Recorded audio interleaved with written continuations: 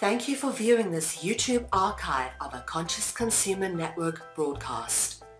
Please feel free to share it far and wide. Check out our weekly broadcast guide for weekly updates on scheduled broadcasts. Help keep us on the air by contributing to our network support fund. You can follow us on Facebook and Twitter, or get in touch via email. We thank you for supporting free and independent media. Bonsoir à vous tous, merci de nous rejoindre sur l'émission Star System en ce mercredi 16 mars. Je suis ravie de vous retrouver sur CCN en compagnie de Théo, notre co-animateur de folie. Salut tout le monde, j'espère que ça va ce soir. Et notre invité Paul Ponceau. Bonsoir Paul. Bonsoir tout le monde, comment allez-vous? Waouh, on va dire que c'est une activité très intense là. On avait un petit peu. Exactement. On s'était un peu on avait profité un peu de l'hiver pour non pas hiberner puisque nous avons été très actifs,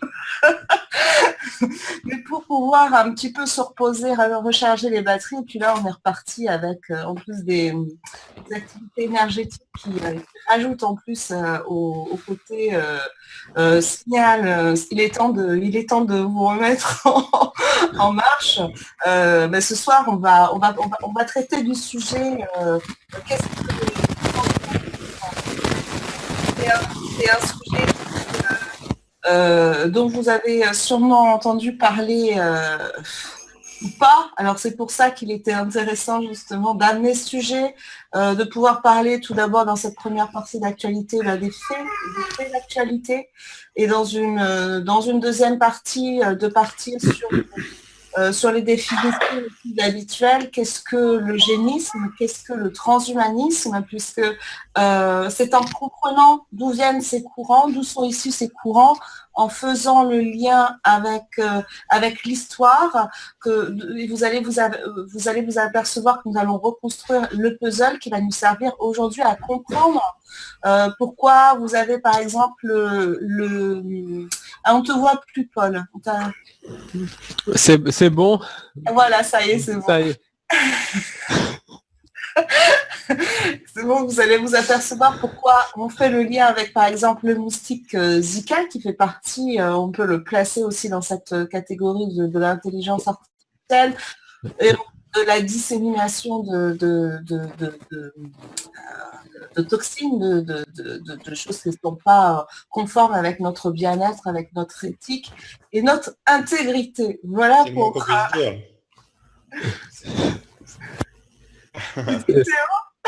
C'est le moins qu'on puisse dire, quoi. Ah oui, c'est clair. Là, les dossiers s'empilent et il va falloir en faire quelque chose, quoi, parce que ça va pas. Non, mais... C'est clair. C'est chargé, quoi. C'est très chargé.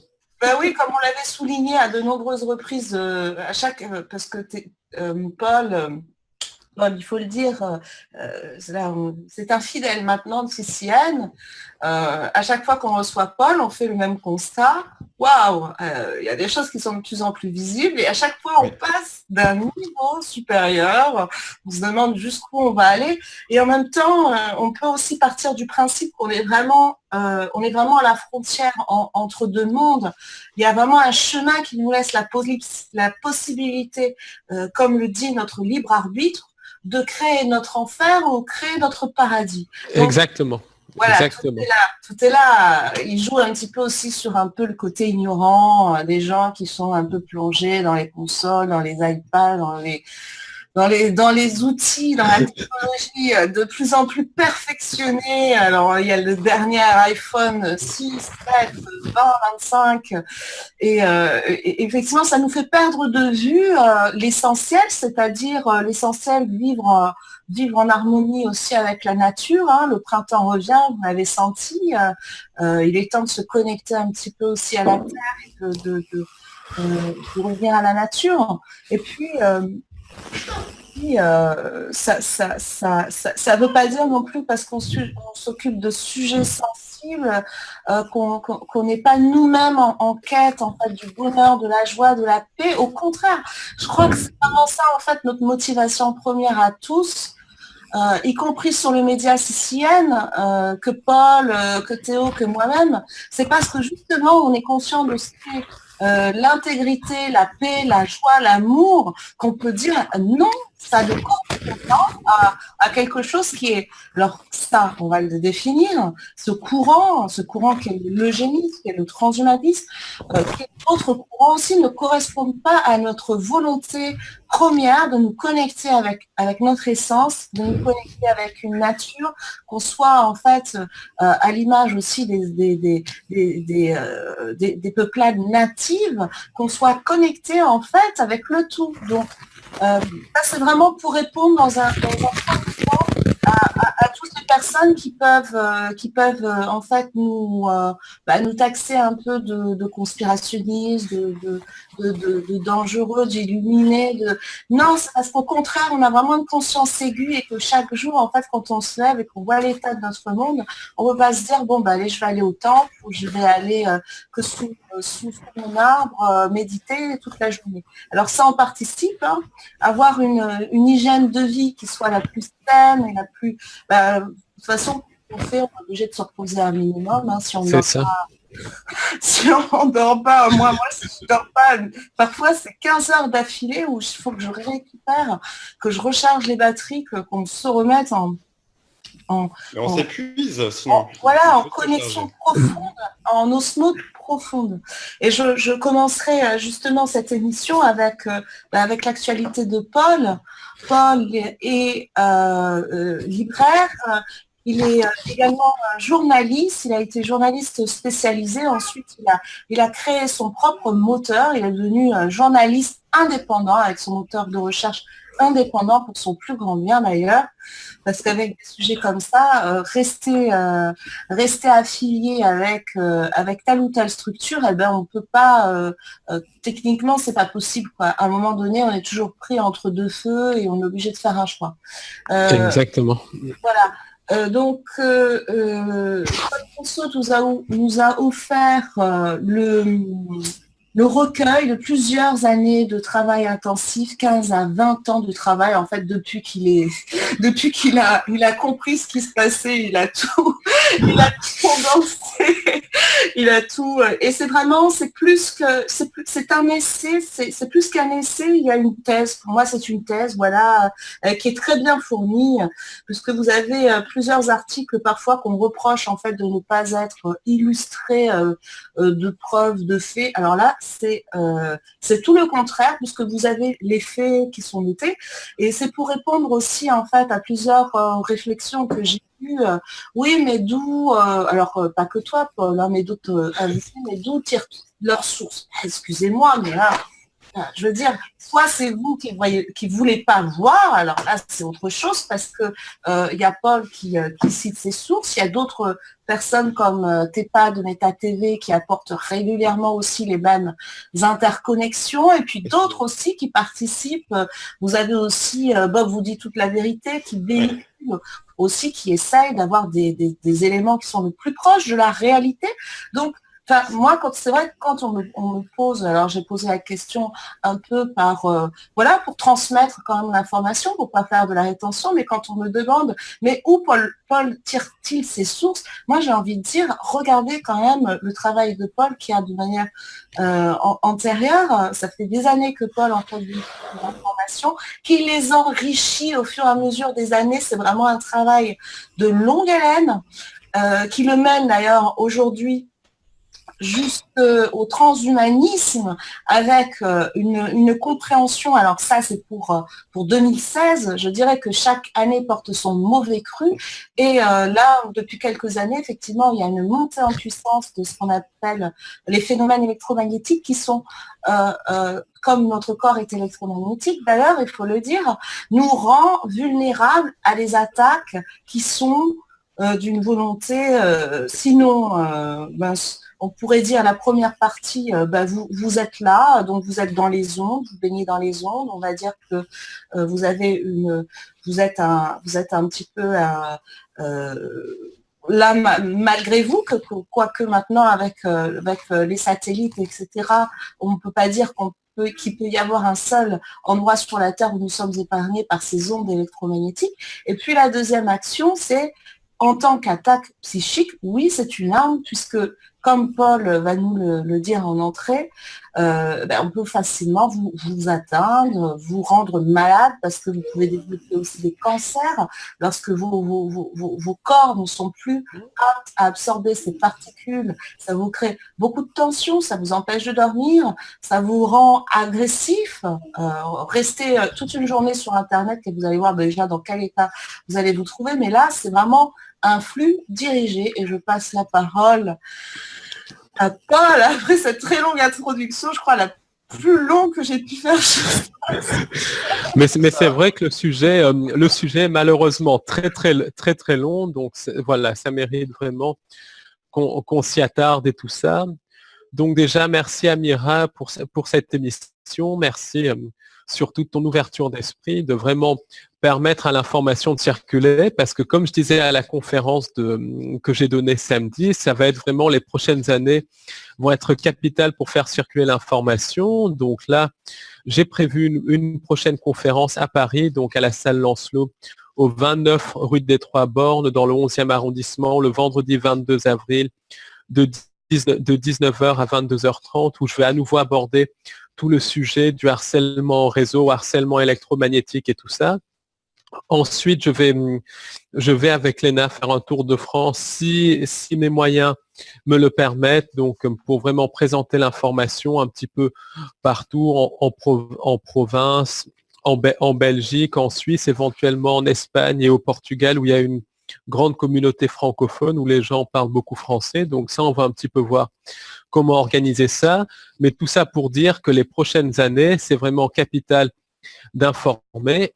Et là justement, aujourd'hui, ce dont je voulais à nouveau parler, ce dont je fais régulièrement à chaque conférence, c'est vraiment le harcèlement en réseau, harcèlement électromagnétique, qui est lié au transhumanisme par l'intermédiaire des satellites, puisque les satellites, justement, sont là pour modifier notre forme humaine. Les satellites nous modifient notre façon de penser, et les satellites participent au harcèlement en réseau de la population.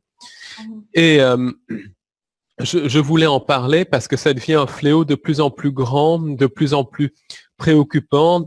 Actuellement, c'est des centaines de milliers de personnes en France, donc des millions dans le monde, qui sont harcelés électromagnétiquement, attaqués aussi physiquement par l'intermédiaire donc du gang stalking, harcèlement en réseau. C'est-à-dire qu'il y a plusieurs niveaux à ça. Peut-être que je pourrais redéfinir brièvement ce dont il s'agit pour les premiers auditeurs. Avec plaisir, oui.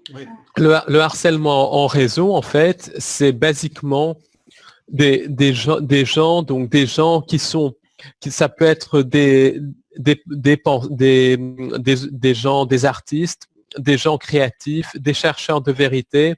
Ça peut être aussi des gens qui sont autonomes, qui vivent autonomement de la société. Ça peut être aussi des médiums, des voyants, des contactés extraterrestres, des gens qui sont en contact avec d'autres formes de vie, mais ça peut être aussi des monsieur tout le monde qui sont choisis alors en fonction de leur génétique, en fonction d'autres critères, parfois qui sont choisis complètement arbitrairement, complètement au hasard, et qui sont vraiment harcelés dans leur quotidien. Donc le harcèlement, ça va aller de littéralement de gens qui sont suivis. Par exemple, une personne qui était contactée, qui avait eu de nombreux contacts extraterrestres, était suivie régulièrement en faisant ses courses, en allant chercher ses enfants à l'école, systématiquement photographiée. Ça peut aller ensuite jusqu'à la personne qui est bousculée. Donc chaque fois qu'elle va quelque part,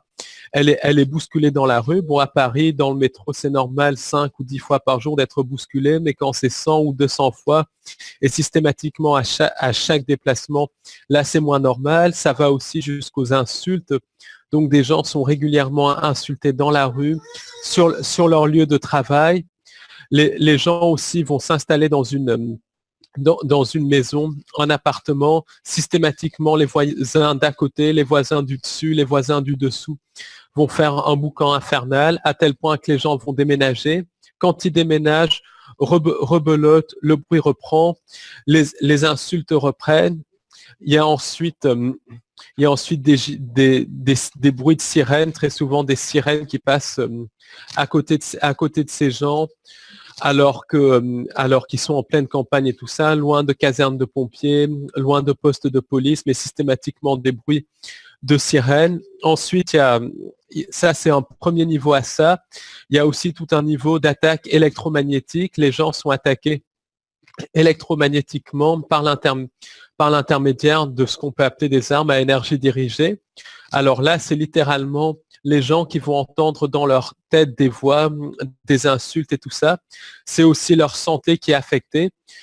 Par exemple, beaucoup de gens vont développer suite à ça des cancers, des AVC aussi. Par exemple, une personne qui a 35-40 ans, qu'on a rencontré, a subi 3 AVC et un cancer à cause du phénomène de harcèlement en réseau.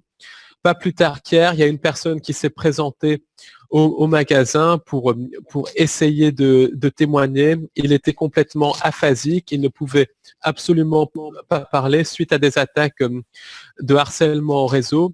Ces gens-là vont aussi avoir des menaces directes ou indirectes contre leur intégrité physique, littéralement. Des gens tous les jours sont menacés, des gens tous les jours sont rendus malades, des gens tous les jours souffrent à cause de ça. Et c'est vraiment dans l'indifférence générale. Très très peu de chercheurs de vérité veulent s'intéresser à ça. C'est pour ça, merci Amira, merci Théo d'avoir l'ouverture d'esprit pour vraiment faire passer ce message. Et en fait, beaucoup de gens dans le New Age disent oui, il suffit d'avoir conscience et ça part. Alors ça ne fonctionne pas du tout comme ça. Non, parce que déjà les hippies, qui étaient à partir de 1960, quand il a commencé à se produire des conflits, le Vietnam, etc., ils ont essayé, ils se sont réunis, il y a eu Woodstock, ils partaient d'un bon principe. Qu'est-ce qui fait qu'ils n'étaient pas différents de nous, puisqu'ils avaient cette ouverture et cette compréhension déjà de ce qui se passait par rapport à leur époque. Après, oui, il faut renouveler, bien entendu, il faut renouveler les stocks, parce que ces gens-là vieillissent et qu'à un moment donné, quand on peut vieillir, alors c'est pas le cas de tout le monde, mais quand on vieillit, on peut avoir tendance et c'est un peu compréhensible, à vouloir son confort, à pas vouloir forcément se lever pour aller sur des manifestations, pour aller faire des émissions comme on fait là, et qu'on préfère aller, je sais pas, sur une séance de méditation avec des bols tibétains ou respirer tous ensemble. Ce que moi je fais aussi, mais je veux dire...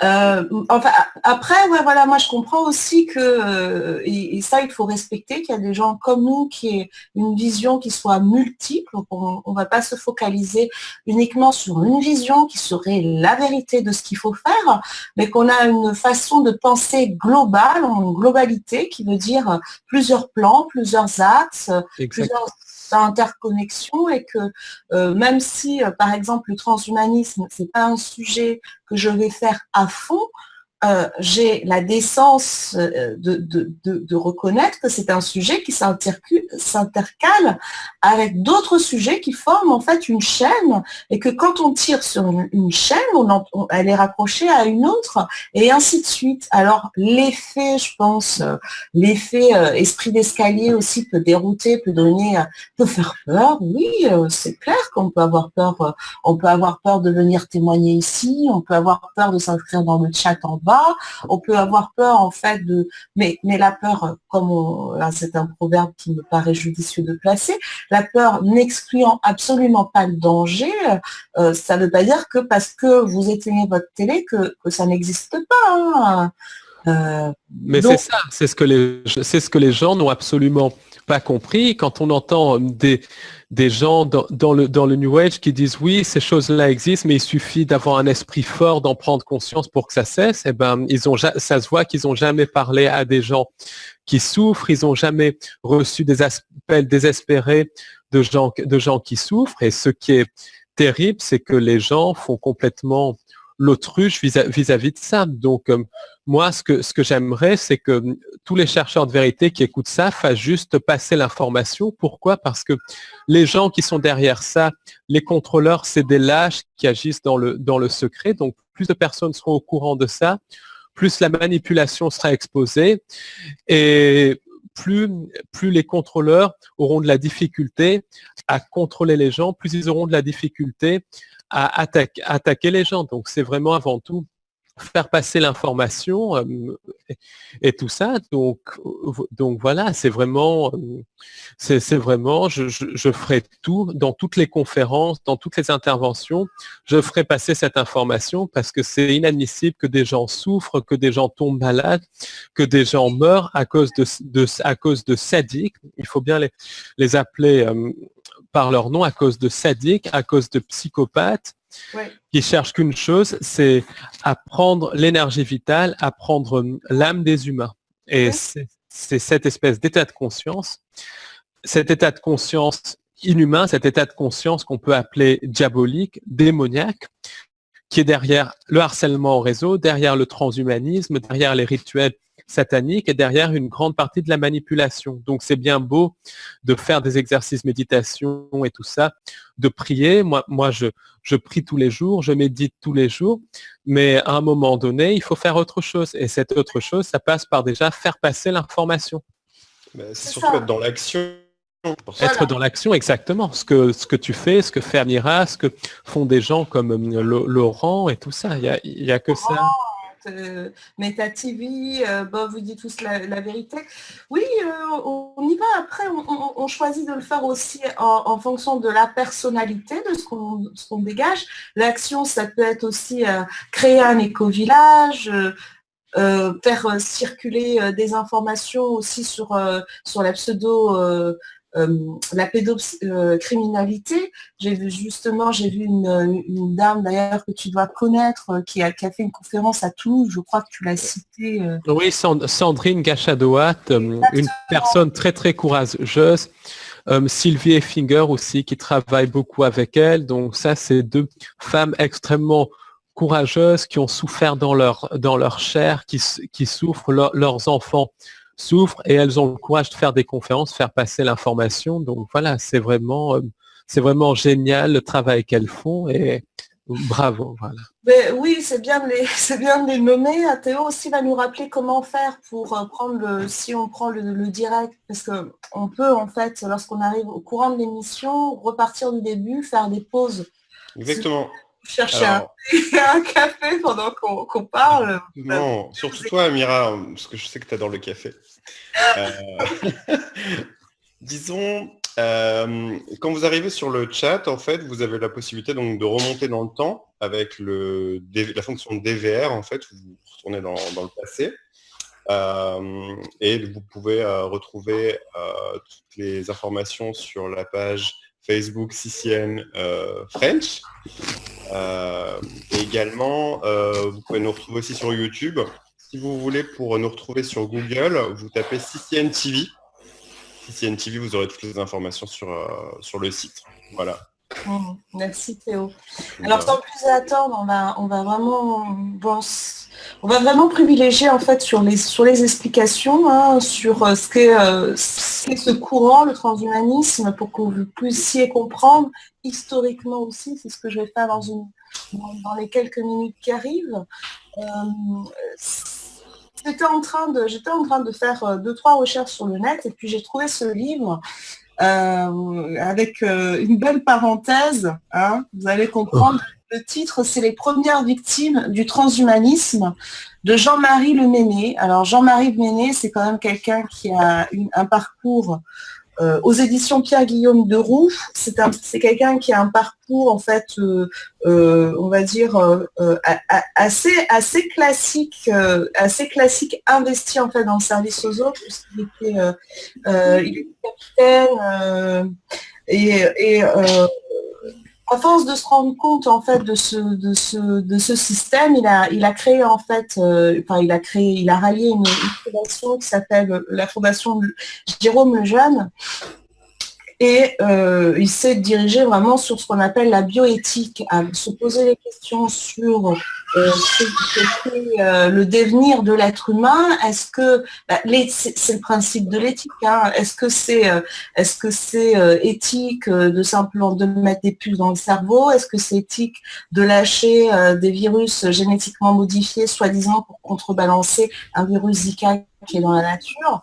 Bon, d'ailleurs, vous pouvez retrouver ces informations sur bioéthique.org, où vous allez avoir, en fait, il répertorie toutes les choses qui posent justement la question de l'éthique et de la bioéthique plus précisément. Et donc, je tombe sur ce livre, voilà, ça m'interpelle. Je repense à notre émission, Paul, qu'on avait fait dernièrement, c'était dans la continuité. Et je vois les premières victimes du transhumanisme, en fait, ça m'alerte. Et je fais, je commande le livre, je lis le livre, effectivement, je tombe sur un essai avec très bien documenté sur tout simplement l'élimination en fait des personnes qui sont atteintes de trisomie 21. Ça veut dire qu'on nous retrace pourquoi, en fait, les personnes qui ont la trisomie 21 sont en train d'être éliminées. Ça a commencé, en fait, avec les États-Unis. Il y a aussi beaucoup la question d'argent, puisqu'il va y avoir tout un tas de dépistages, de tests qui vont être mis sur le marché pour pouvoir faire en sorte que vous, parents, ne soyez pas confrontés aux gènes de la trisomie 21. Ce qui peut se comprendre quand on se met à la place des parents, parce que ça pose la question, effectivement, de savoir est-ce qu'on est assez fort pour faire face à quelque chose qu'on ne connaît pas, qui est déjà très stigmatique. Et ensuite, après les États-Unis, donc vous allez voir que dans ce livre, dans cette enquête très bien faite, on voit qu'il y a des tas de scandales qui éclatent déjà aux États-Unis. C'était en 2012, on appelle ça la ruée vers l'or des Mongols, hein, en référence avec la trisomie 21. Et des scandales éclatent, des personnes disparaissent, hein, elles se suicident. Elles sont suicidées, c'est vrai en plus. Hein. Il y a des tas de personnes qui, à un moment donné, en fait, ne se sont pas conformées à ce qu'on attendait d'elles, et avec les sommes en fait dont elles étaient royalement en fait rétribuées, on considérait en fait qu'elles ne respectaient pas leur part du marché. Qu'est-ce qu'on fait? On les élimine tout simplement en fait de la circulation. Et ce mouvement ensuite a fait ce qu'on appelle un cheval de Troie en Allemagne, s'est implanté en Allemagne. Pourquoi l'Allemagne? Parce que justement, par rapport à la génétique, par rapport aux expériences qui ont été faites par le passé durant les deux guerres mondiales, les Allemands ressentent encore dans le ligner la honte de ce qui s'est passé très clairement avec l'eugénisme en Allemagne, mais le spécisme, voilà, il n'y a que des noms en isme, de toute façon, le nazisme, voilà, c'est du isme, on retire quelque chose, hein, on enlève quelque chose. Et du coup, ces Allemands sont très sont presque honteux de devoir en fait presque donner des leçons de morale au reste du monde. Hein. Vous verrez regardez autour de vous dans l'actualité, les Allemands se posent très très peu en donneur de leçons. Hein. Ça suffit qu'on leur dise, mais vous avez vu ce qui s'est passé pendant... Bon, ils vont l'avoir pendant des années, hein. Les descendants, ils sont marqués au fer rouge par cette histoire, par cette tragédie. Et donc, ils ont implanté, en fait, ces sociétés, ces complexes pharmaceutiques ont constitué aussi de grands laboratoires, ont implanté le marché allemand, donc c'est le cheval de Troie, pour rentrer en Europe. Et ça fait depuis 2013 qu'ils sont à l'œuvre, dans le silence le plus total. Ça, c'est... moi, j'en ai jamais entendu parler dans la presse, alors je suis peut-être mal informée, je ne sais pas. Mais en tout cas, toujours est-il que ça nous donne en fait un premier pas sur ce que pourrait être un eugénisme qui est moderne, parce que lorsqu'on parle d'eugénisme, on se réfère surtout en premier lieu à Darwin. Darwin, tu veux prendre la parole à ce sujet, Paul? Je veux bien, je veux bien parce que l'eugénisme, Amira, c'est une très bonne description de ce que tu en as fait de l'eugénisme et surtout la référence à l'Allemagne. En fait, il faudrait dire aux nazis, il faudrait dire au courant, à toutes les sociétés secrètes à l'origine du nazisme, à la franc-maçonnerie aussi, sous couvert de pseudo-intellectualisme, sous couvert de compliquer les choses. Franc-maçon et nazis font exactement la même chose. C'est aussi une grande partie du mouvement New Age qui est complètement impliqué dans cet eugénisme. Et en fait, l'eugénisme, bon, ça remonte aux sociétés secrètes il y a extrêmement longtemps, donc plusieurs milliers d'années même, qui en fait, leur but, à un de leurs buts en tout cas, c'est de chercher un humain qui puisse être mis sous contrôle mental absolument parfaitement. Donc c'est de sélectionner certains génotypes pour que la personne puisse être mise sous contrôle mental très facilement. Et les génotypes qui se mettent sous contrôle mental le plus facilement, même si tous les génotypes à la surface de la Terre peuvent être mis sous contrôle mental, surtout par l'intermédiaire des satellites de l'intelligence artificielle. Les génotypes qui se mettent sous contrôle mental les plus facilement, c'est essentiellement les blonds aux yeux bleus. C'est aussi les mélanges amérindiens, européens. C'est aussi les mélanges celtes, ariens, celtes latins et tout ça. Donc, c'est des génotypes qui peuvent être mis sous contrôle mental extrêmement facilement par rapport aux autres génotypes.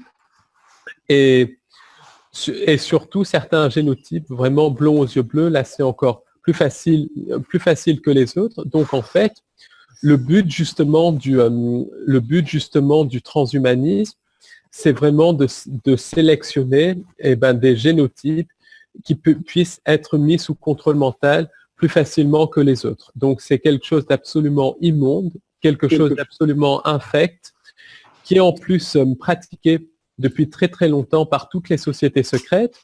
Alors, toutes ces questions de transhumanisme, d'eugénisme expliquent le génocide des Amérindiens, le génocide des populations africaines. Ça explique aussi beaucoup de génocides qui ont eu lieu en Irlande et tout ça. Ça explique le génocide des Slaves pendant la Seconde Guerre mondiale. Ça explique beaucoup de déportations staliniennes et tout ça. Parce qu'en fait, le but, c'est vraiment de sélectionner des génotypes qui peuvent être mis sous contrôle mental plus facilement que les autres. Et justement, ça explique en partie ce qui se passe en France, parce qu'en France, il y a beaucoup de mélanges de Celtes, mélanges de Latins, mélanges de peuples germaniques. Donc, il y a une espèce d'expérimentation qui a lieu sur la France à propos de l'eugénisme, ce qui explique qu'il y a beaucoup de contrôle mental en France, ce qui explique aussi que la société française, en ce qui concerne la spiritualité, est une des plus fermées de la planète. Mais l'eugénisme moderne, ça vient de Charles Darwin. Charles Darwin qui a d'ailleurs piqué sa théorie, qui est en fait un ramassis de conneries, à son grand-père, donc son grand-père Erasmus, qui faisait partie de la Lunar Society. La Lunar Society, c'était une société secrète de scientifiques qui vénéraient en fait la Lune et qui basiquement faisaient des rituels sataniques les soirs de pleine Lune. Parce que les scientifiques, beaucoup de scientifiques, même à notre époque, sous couvert d'athéisme et tout ça, vénèrent littéralement le diable, participent à des rituels sataniques et tout ça. Donc, ils ont leur façade qui montre dans les journaux télévisés et tout ça, et ce qui se passe le soir après, c'est pas la façade qui montre dans les journaux télévisés. Donc ça, bien. Donc ça. Il y a vraiment deux masques en fait, bien distincts, quoi. Et ben ça en plus, c'est lié. Le fameux sauveur. C'est ça c'est lié au contrôle mental, à la fragmentation de l'esprit et tout ça. Bon, encore une fois, c'est pas tous les scientifiques, mais c'est une grande partie des scientifiques, surtout ceux qui parlent tout le temps dans les médias, qui donnent des leçons à tout le monde dans les médias et tout ça, et qui sont très souvent des espèces de planches de bois quand on leur parle, puisque dur comme du bois, il n'y a rien à leur dire et tout ça. Et basiquement, Darwin, donc pour des raisons essentiellement de sang, puisque lui était issu de la famille Wedgwood, qui est une famille liée aux Illuminati. Ensuite aussi à cause de son époque, parce que c'était à son époque où la théorie, ou plutôt la manipulation de la théorie de l'évolution pouvait être mise sur le marché beaucoup plus facilement et qu'elle aurait beaucoup plus de chances de prendre. Et ben c'est Charles Darwin qui a mis cette connerie de théorie de l'évolution sur le marché. Et en gros, la théorie de l'évolution, c'est la survie du plus fort. C'est une des choses pour expliquer l'eugénisme. Ensuite, l'eugénisme a été poussé essentiellement par des sociétés secrètes comme la société de théosophie, comme les sociétés, les loges maçonniques d'extrême droite, certaines sociétés d'Europe du Nord, en parlant de race supérieure, de race inférieure. Et ensuite, c'est les nazis dans les années 30 et les Américains aussi dans les années 20, par l'intermédiaire des familles Rockefeller et tout ça, qui ont vraiment popularisé l'eugénisme, qui ont popularisé le concept d'eugénisme. La famille royale d'Angleterre aussi, puisque l'aristocratie anglaise, ils se considèrent comme une espèce de race à part et tout ça. Donc, c'est tous ces courants qui ont popularisé l'eugénisme à la fin de la Seconde Guerre mondiale par l'intermédiaire du projet Paperclip, par l'intermédiaire des Ratlines tenus par le Vatican, tenus par les jésuites qui jouent aussi un rôle très important dans l'eugénisme, dans le New Age et de tout ce qui en découle. Et ben, l'eugénisme s'est répandu un petit peu comme un cancer dans le monde entier, et ça s'est répandu sous couvert de bioéthique, sous couvert d'éviter des maladies génétiques et tout ça. L'eugénisme s'est répandu comme ça. Ensuite, sous couvert de loi sous l'avortement et tout ça, ils sont en train de faire de l'avortement un moyen de contraception, alors que c'est quand même le meurtre d'un bébé. Donc vraiment, ils sont en train de pousser l'eugénisme, de pousser l'élimination. En gros, l'eugénisme, c'est l'élimination d'une partie de la population mondiale, l'élimination des génotypes qui peuvent être mis moins facilement sous contrôle mental, ou bien l'élimination des races, notamment la race africaine qui détient des savoirs traditionnels, qui a une connexion avec la Terre, qui a aussi une plus grande connexion avec le cosmos, avec la source, les peuples dits primitifs comme les Amérindiens et tout ça. C'est les races qui sont visées en priorité par l'eugénisme, mais c'est aussi tous les gens qui pensent différemment, donc les chercheurs de vérité, les artistes et tout ça. Et c'est là où on peut faire le lien entre eugénisme et psychiatrie. Aujourd'hui, par exemple, quelqu'un qui croit à la théorie du complot, qui n'est pas une théorie d'ailleurs, parce qu'il y a aussi beaucoup d'animateurs qui disent c'est de la théorie, c'est pas de la théorie. Le complot, ça nous saute littéralement aux yeux. Le complot est là, il suffit de lire un torchon comme Le Parisien et tout ça. Et ben les manuels de psychologie veulent rendre les gens qui s'intéressent à la théorie du complot, veulent créer des maladies nouvelles pour les gens qui s'intéressent à la théorie du complot. Donc ils appellent ça une psychose paranoïde, schizoïde, enfin je sais plus exactement le nom. Et derrière la psychiatrie, c'est vraiment mettre à l'écart et ensuite éliminer les gens considérés comme fous. Alors que... Mais c'est ça à l'origine de la théorie eugénique, ça repose sur la volonté en fait d'améliorer l'humain. Enfin, c'est comme ça qu'on nous le vend, afin de le conduire vers un idéal génétique, c'est-à-dire le débarrasser en fait, comme la trisomie 21, de tout ce qui pourrait altérer en fait par confort, par aussi confort par rapport à une société qui se voudrait, comme tu l'as dit, Paul, toujours plus compétitive, toujours plus en évolution. Ça, c'est important de le dire au départ parce que ça repose sur un idéal génétique, c'est-à-dire débarrasser les lignées humaine, en fait, de toute forme de parasitisme, parce que c'est comme ça qu'on le voit. Hein. Et d'ailleurs, on a commencé sur quoi? On a commencé sur les fruits, en pratiquant l'hybridation. On s'est entraîné sur les espèces florales, sur les fruits, pour améliorer telle ou telle quantité au niveau du calibrage, de la résistance aux parasites. Simplement, ce qu'ils oublient de dire, c'est que les plus grands parasites de l'espèce humaine, c'est déjà les familles Illuminati, et c'est surtout les entités qui tirent les ficelles des familles Illuminati. C'est ce qu'ils oublient de dire. C'est ça, il faudrait remettre de l'ordre. Parce que là, on n'y est pas. C'est un système luciférien où tout est inversé de toute manière. Tout est inversé, c'est ça, donc faut remettre de l'ordre dans ce bordel, quoi. Ah, mais c'est clair. C'est clair, c'est inversé au niveau des valeurs, parce que... C'est eux les malades, quoi. C'est eux qu'il faut interner, en fait. C'est ce qu'on peut appeler des psychopathes. Psychopathes, donc, qui naissent psychopathes, des gens qui deviennent psychopathes suite au consentement à des rituels sataniques, à la possession par des entités sans âme. Et on a affaire à des psychopathes possédés par des entités psychopathes et possédés aussi par des intelligences artificielles. C'est vraiment ça le parasitisme de l'espèce humaine. Et c'est l'intelligence. Arizona Wilder. Faut regarder Arizona Wilder. Tu permets? Arizona Wilder. Je sais pas si ça te parle, Paul Ponceau. Oui, Arizona Wilder, je vois qui c'est. Ouais, parce que... Paul ou n'importe quoi. Ouais, parce que elle, justement, elle a vraiment vécu ça, si tu veux, ce truc. Elle a tout vu, en fait, et elle explique, hein, on peut retrouver la vidéo sur YouTube, et son parcours est terrible. Et elle explique, en fait, qu'il y a des milliers de personnes qui ont vécu cet enfer, en fait.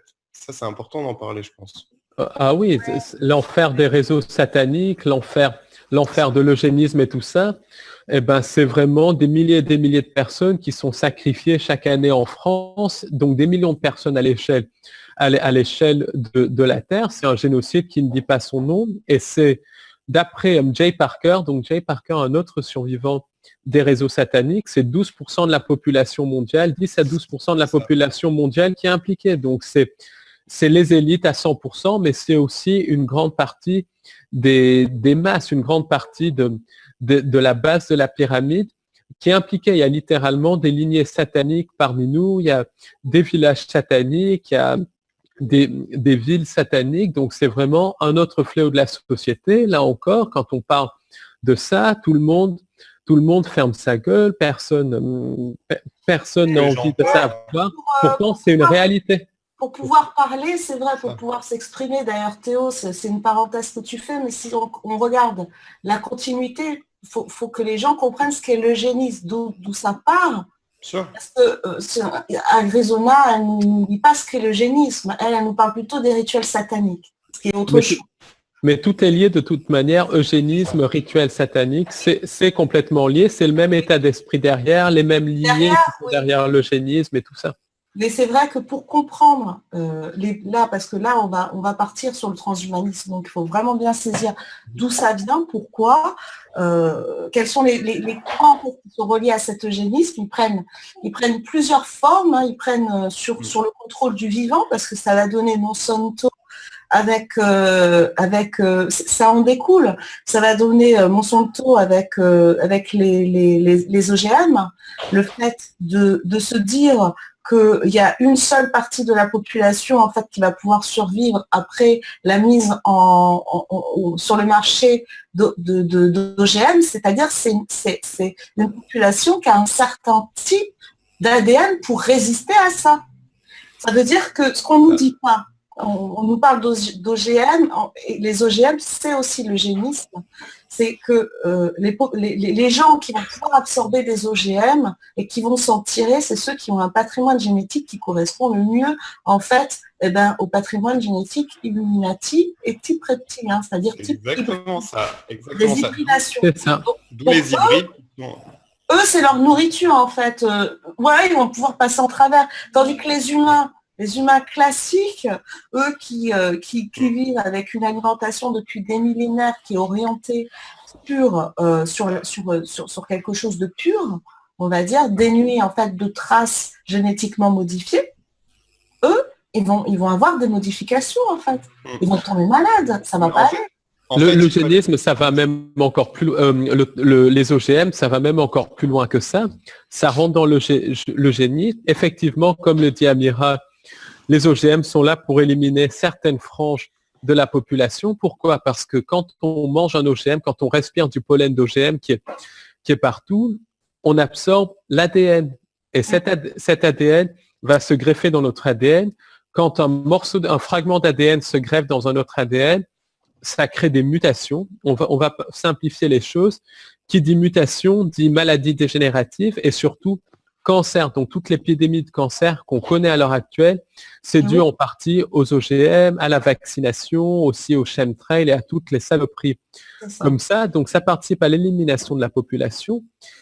Effectivement, ça va sélectionner certaines lignées, mais ces lignées vont en plus par les OGM être modifiées génétiquement. Et pourquoi elles vont être modifiées génétiquement? Pour être encore plus faciles à mettre sous contrôle mental et pour ensuite pouvoir fusionner avec la machine. Parce que le but de tout ça, le but du nouvel ordre mondial, c'est de faire fusionner l'humain avec la machine. Donc c'est ça le véritable transhumanisme, pour nous couper de la source, pour nous transformer en entités inorganiques. Donc on assiste par l'intermédiaire des OGM, par l'intermédiaire aussi de la Wi-Fi, parce que la Wi-Fi provoque des mutations, la Wi-Fi modifie notre ADN, par l'intermédiaire des chemtrails aussi, par l'intermédiaire des vaccins, par l'intermédiaire aussi de la médecine allopathique qui est constituée de molécules synthétiques.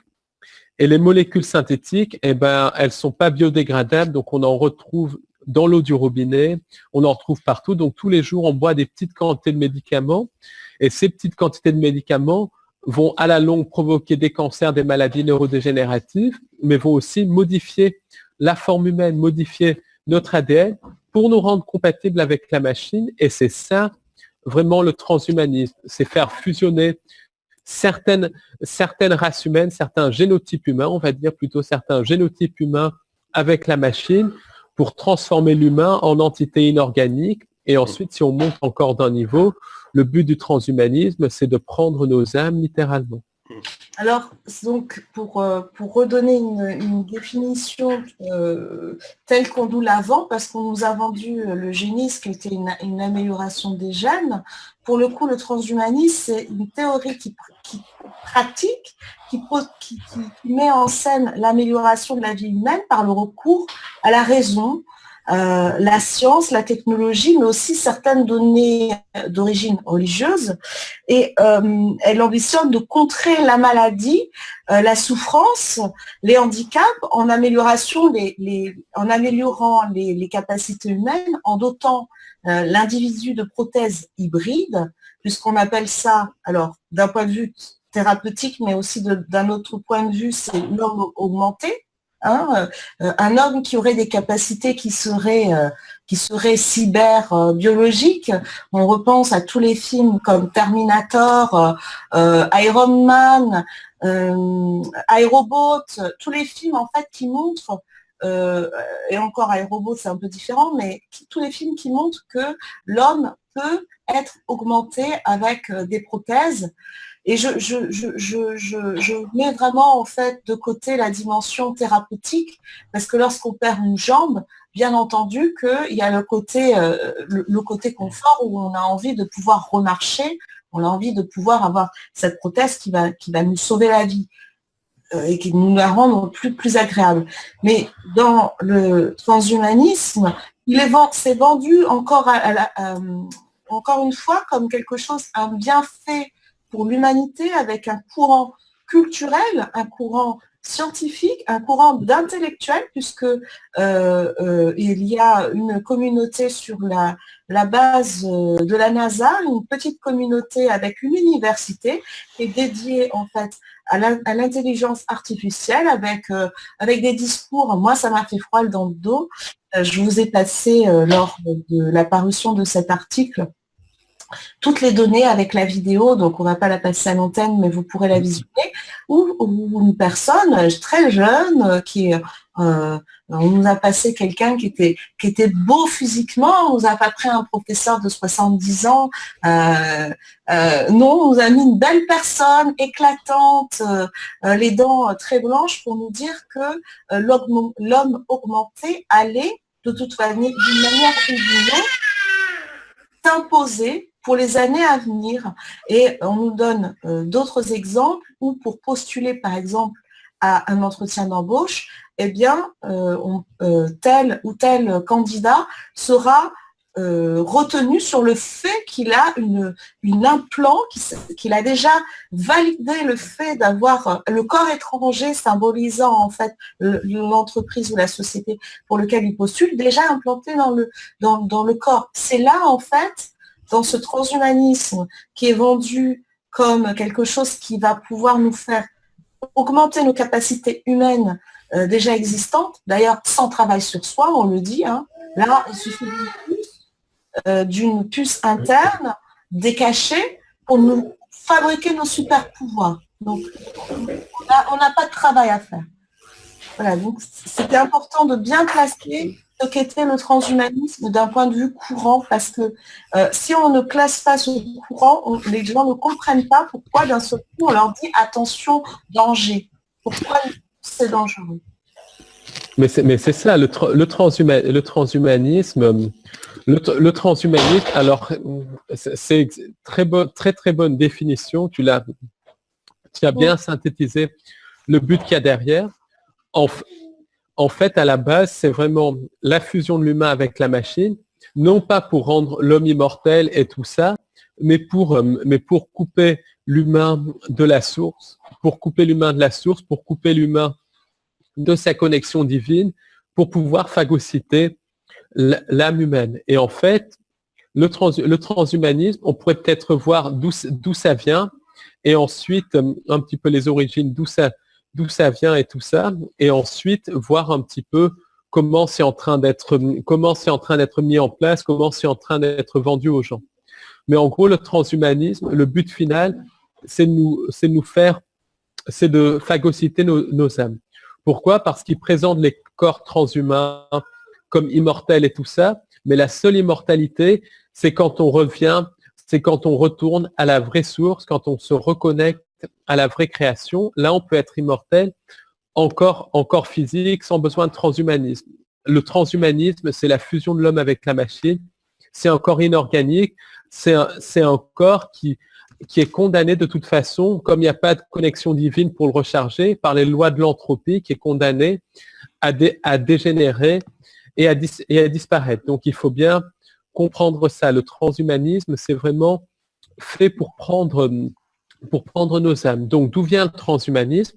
Le transhumanisme, essentiellement, ça vient de loges maconiques, de sociétés secrètes qui ont pour but de nous faire consentir à la fausse création, qui ont pour but de nous faire consentir en gros, au diable, aux entités sans âme, peu importe comment on l'appelle, aux reptiliens, aux djinns, en disant que si on consent à ça, on deviendra des dieux, donc, ce qui est une manipulation totale. Toute la notion de péché originel, d'ailleurs, c'est les entités sans âme qui ont leurré les hommes à consentir à la fausse création en échange de technologie, en disant aux humains, voilà, vous allez devenir comme la source si vous acceptez notre fausse création, si vous acceptez nos technologies. On en avait parlé, je crois, à la première ou à la deuxième émission.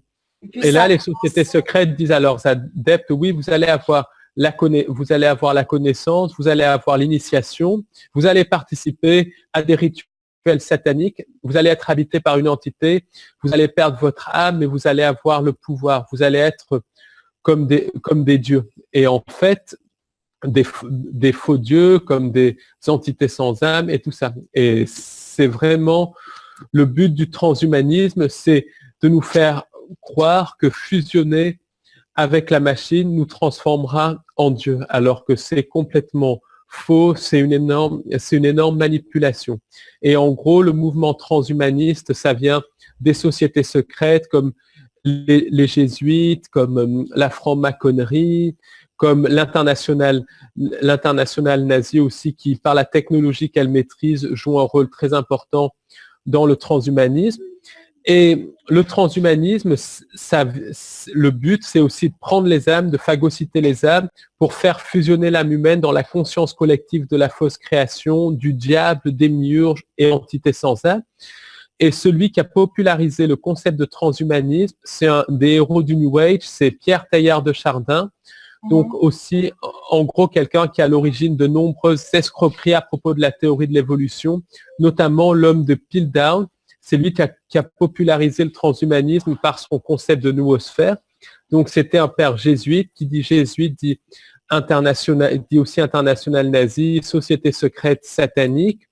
Et en plus, quand on regarde bien, on se rend compte que Teilhard de Chardin était en Chine et était un des contrôleurs mentaux de Mao Tse-tung. Et Mao Tse-tung, c'est 30 ou 100 à 100 millions de morts. Donc il faut voir un petit peu l'état d'esprit qui est derrière tout ça. Donc ça, c'est un petit peu les origines du transhumanisme. Ensuite, quand le New Age parle d'unité, l'unité New Age, la fusion de toutes les âmes, c'est la fausse unité, c'est justement le phagocytage de l'âme, et indirectement, le New Age fait consentir l'humain au transhumanisme. Après, il y a beaucoup de projets, comme le projet Vénus de Jacques Fresco et tout ça. Jacques Fresco, un ancien membre du Ku Klux Klan d'ailleurs, qui présente un espèce de monde aseptisé, technologique.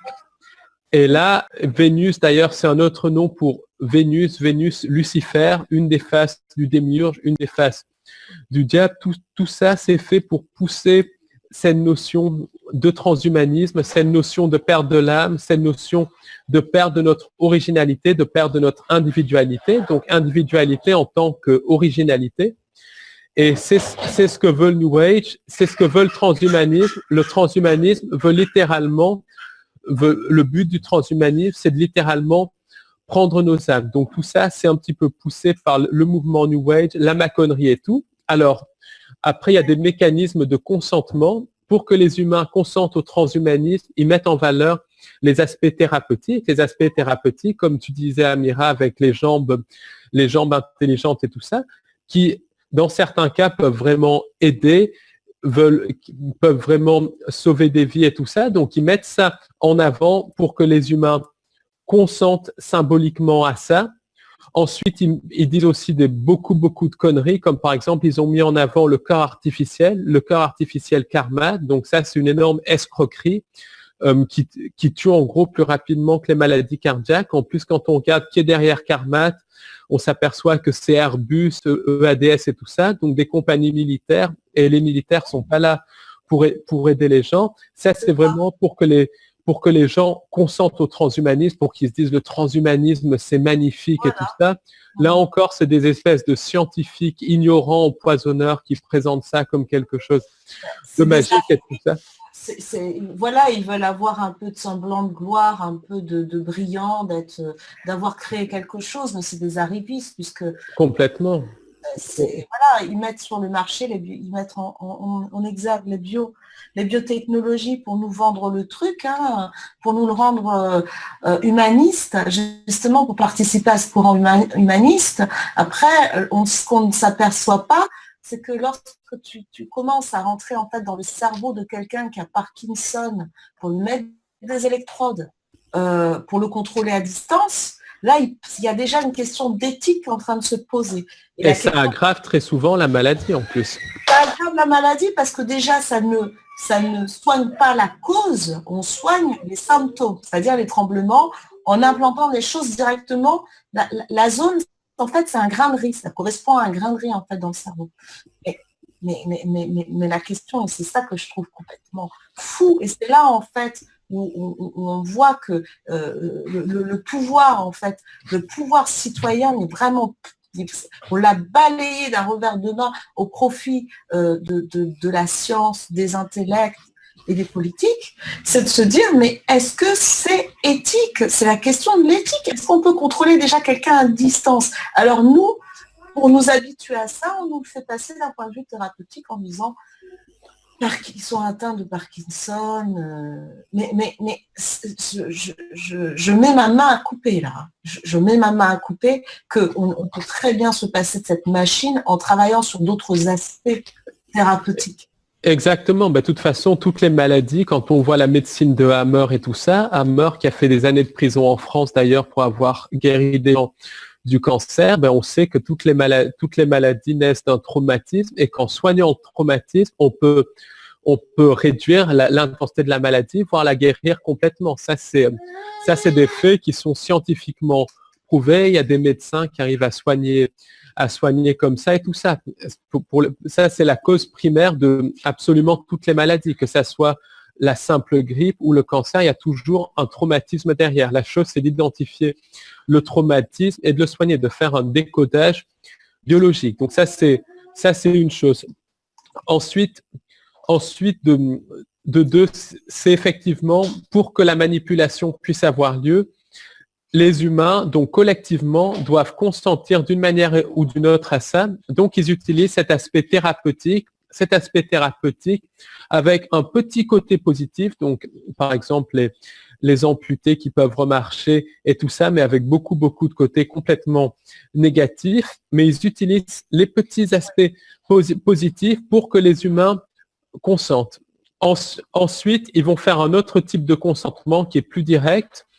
Et là, c'est carrément les implants de partie. Les implants de partie, il y en a eu un le 13 juin, d'ailleurs chiffre 13 qui se répète encore une fois, comme dans les attentats sous fausse bannière du vendredi 13 et tout ça.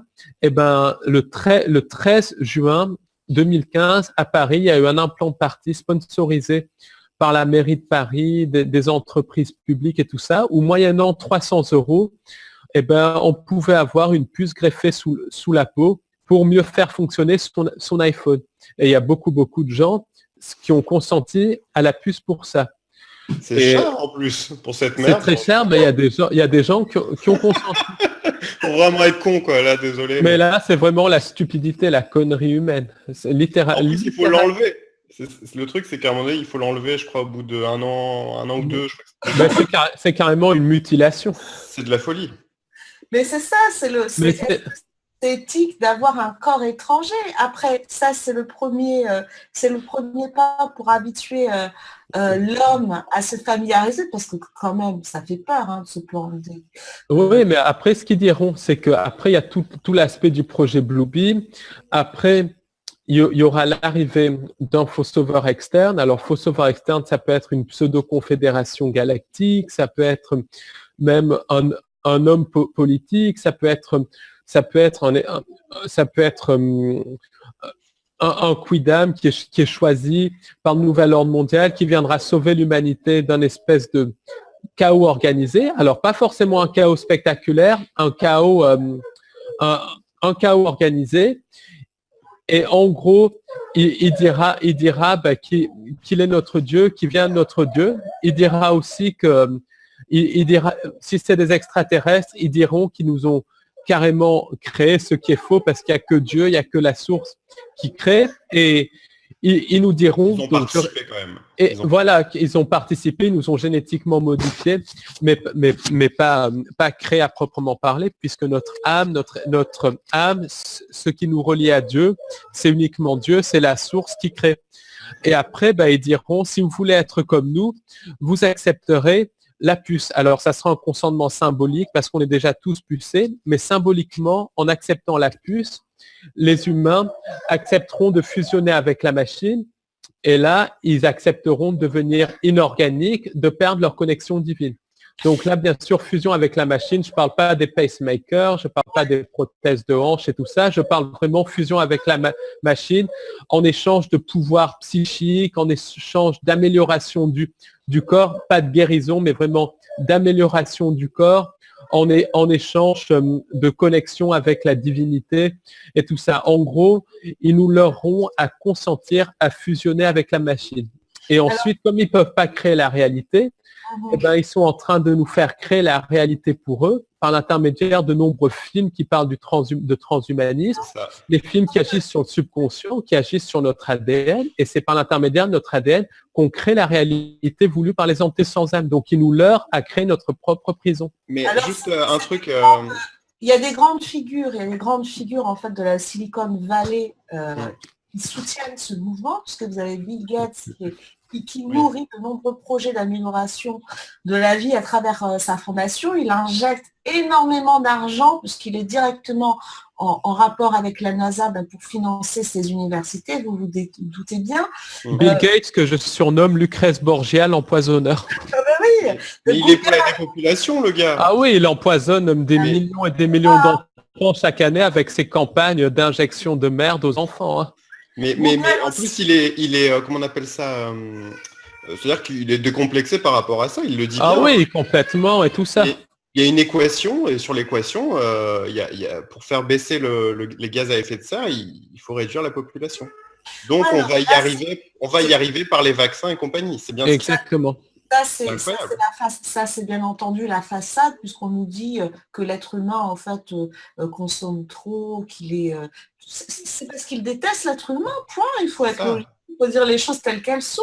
Avec tout l'argent qu'il possède, Google, que Steve Jobs possède, que les grandes fortunes possèdent, ils n'ont pas pu depuis le temps réduire les famines en Afrique. Non, là, ça m'a... C'est vraiment de notre gueule, quoi. C'est avec tout l'argent, ils nous proposent des campagnes de vaccins pour sauver les misérables africains. Non, mais il faut arrêter, là. Mais il y avait quelque chose qui était sorti, justement, il y a une dizaine d'années, que si je crois que c'est les 100 ou les 1000 plus grandes fortunes du monde données, je crois que c'est 5 ou 10% de leur fortune, il n'y aurait plus de problème de famine, il n'y aurait plus rien. C'est officiel, chiffre officiel. Mais oui, Paul, mais évidemment... Non, mais il y a autre chose. Il y a autre chose. Tu peux aussi récupérer tu peux rembourser la dette européenne en récupérant l'argent des multinationales, c'est-à-dire les multinationales qui ne payent pas les impôts, évidemment, dans les pays comme la France et d'autres. C'est ça, tout simplement. On nous vend ces deux mouvements, l'eugénisme comme le transhumanisme, comme l'amélioration de la condition humaine. Mais si vous voulez vraiment aider la condition humaine à s'en sortir, ils verseraient tous dans un pot commun tel pourcentage, tout c'est terminé. Et on repart sur l'éducation, on repart sur toutes les techniques dont ils nous abreuvent en les vantant comme des progrès pour l'humanité, alors que fondamentalement, en fait, le développement de l'ADN humain n'a pas bougé d'un iota. C'est pour ça que les gens sont toujours plongés dans l'impuissance et dans l'ignorance, c'est parce qu'il n'y a pas de développement et il n'y a pas de volonté de développer l'être humain. Mais tout simplement, si vous voulez aider l'être humain, déjà, ce qui mettrait sur le marché, c'est toute la vraie médecine qui fonctionne. Par exemple, il y a des médecines en Russie, des médecines à base de phages en Russie qui pourraient lutter contre toutes les infections antibiorésistantes. Il y a des traitements naturels contre le cancer qui existent, mais les médecins qui utilisent ça, les médecins qui les mettent au point sont assassinés. Oui. Ensuite, il y a les énergies libres. Les énergies libres, il suffirait de mettre les énergies libres sur le marché. Comme je l'ai dit à la conférence samedi, ça ne permettrait pas de sortir à la matrice, mais ça améliorerait sacrément notre quotidien et ça nous permettrait de vraiment faire le travail sur nous pour nous sortir de cette matrice, pour nous sortir de cette fausse création. Les séparer avec les énergies libres, les scientifiques qui travaillent là-dessus ou vivent dans la marginalité, dans la peur, ou sont assassinés. Donc rien que ça, ça permettrait ça serait la fin à un niveau de tous les problèmes. C'est pas une fin en soi, puisqu'il faudrait, en fait, il faut se reconnecter vraiment à la vraie création, au vrai Dieu, à la vraie source, mais ça améliorerait sacrément notre quotidien. Il y aurait plus de problèmes de maladie, plus de problèmes de famine, et les gens vivraient heureux. Oui, puis les spin doctors là qui sont en coulisses et qui agitent, par exemple Sarkozy, vous avez tous vu cette vidéo de Sarkozy, je ne sais pas si tu l'as vu Paul, où il détruit l'agroécologie en la présentant en fait comme une machine à bobo, quoi. Alors, il va à un congrès pour l'agriculture et la ruralité. Alors déjà, il les cantonne dans une ancienne énergie, c'est-à-dire l'habituellement paysan avec son béret qui est en train de faire des épandages massifs. Comme il veut garder ces voies-là, ou alors il veut tout simplement semer la cisanie, voire les deux en même temps, eh ben, texto, l'agroécologie, il y a quand même Pierre Rabhi derrière, donc c'est pas anodin aussi, hein, la volonté là. D'ailleurs, qui a réagi dernièrement, il a vu ça, il a bien compris le message, hein, et beaucoup de monde ont compris le message. Alors il va devant ce peuple rural, là, il a besoin de ses voix, il s'agite, et puis tellement il y a une tête qui est séparée du corps, on voit bien. Le corps, il a du mal à contenir. Il est très étrange en fait. C'est les lignées rectiliennes de Hongrie, d'Europe de l'Est. Ils descendent de Vlad Dracul, Dracula l'Empaleur. Hein. Mais en fait, à ce qui paraît, c'est vraiment quelqu'un dans la vie de tous les jours. Il y a son intervieweuse, sa maquilleuse qui a été interviewée, pardon. Et elle disait en fait que c'était quelqu'un d'assez calme, courtois, assez pondéré, même plutôt circonspect. Et quand il sort, c'est comme si la bête était lâchée en fait. Hein, c'est vraiment ça. Mais ça s'explique par le fait que tous ces gens ont consenti à être possédés par des entités. Son voyage à Malte, c'est pas anodin parce que beaucoup de rituels sataniques ont lieu sur des bateaux au milieu de l'eau, parce que l'eau a un pouvoir symbolique. Malte, c'est l'ordre de Malte. Il y a beaucoup de souterrains à Malte qui mènent vers la terre creuse, donc il n'était pas à la pêche aux poissons quand il était à Malte sur le yacht de Bolloré. Hein. Donc ça, il est vraiment possédé par quelque chose. Il a consenti à être possédé par une entité. En plus, il y a sa génétique. Il y a sa génétique qui s'y prête. C'est un niveau de ça. Et à un autre niveau, comme il est issu de famille Illuminati, il y a tout le contrôle mental et tout ça. Donc, ça fait qu'il a sa personnalité de façade qui est peut-être calme et pondérée, mais sa personnalité de meeting et tout ça, où c'est un fou littéralement. Oui, non, mais là, c'est une bête de scène, quoi. Voilà, c'est le bulldog, quoi. Non, mais ça s'explique par le contrôle mental, la fragmentation des personnalités, et tout ça, c'est des gens qui sont littéralement programmés par des entités à jouer leur rôle. Donc dénigrer l'agroécologie et ces progrès là. D'ailleurs, Pierre Rabhi a répliqué en disant que c'était adapté en fait aux pauvres, quoi. Alors, il a très bien répondu parce qu'au contraire, l'agroécologie, c'est pour le Sahel, c'est les pays qu'on appelle les pays du tiers-monde, c'est pour les aider à se développer. Et le cantonner à quelque chose de bobo, c'était vraiment une attaque qui était dirigée. Et je suis désolée, mais à un moment donné, pour les personnes qui votent pour ces gens-là, soit vous êtes dans le même acabit, moi je peux rien pour vous, hein. Si vous adhérez votre pensée, si vous adhérez à la pensée de cette personne, tant mieux pour vous, à la limite, hein, vous êtes libre de choisir ce que vous voulez, mais par contre pour le restant de personnes qui ne savent pas ce qu'elles font, là ça devient dangereux, vous êtes un danger pour les autres, moi je vous dis, vous êtes dangereux pour vos concitoyens, vous êtes un danger. Moi, je dis même les gens qui votent et qui cautionnent le système, bon, sans aller jusqu'à dire qu'ils sont dangereux, c'est eux qui entretiennent ça, qui entretiennent ce système satanique et tout ça. Donc, c'est vraiment le moment de vraiment se réveiller. Et le jour des élections, en plus, ça tombe très souvent au printemps, c'est de rester chez soi, aller pique-niquer ou faire quelque chose d'autre. Mais aller voter, c'est entretenir le système, c'est cautionner des salopards, contrôleurs mentaux, harceleurs et satanistes. Voilà, c'est... Oui, adhérer à des valeurs, c'est en ce sens-là que je dis que c'est vraiment, ils se sont un danger pour les autres. C'est qu'adhérer à des valeurs qui sont inversées, les propager, oser sur des forums, comme je peux le dire, ou des réseaux sociaux, prendre parti pour ces gens-là, alors qu'ils ne leur apportent rien et qui nuisent en fait au reste de la population, c'est en ce sens-là pour moi que c'est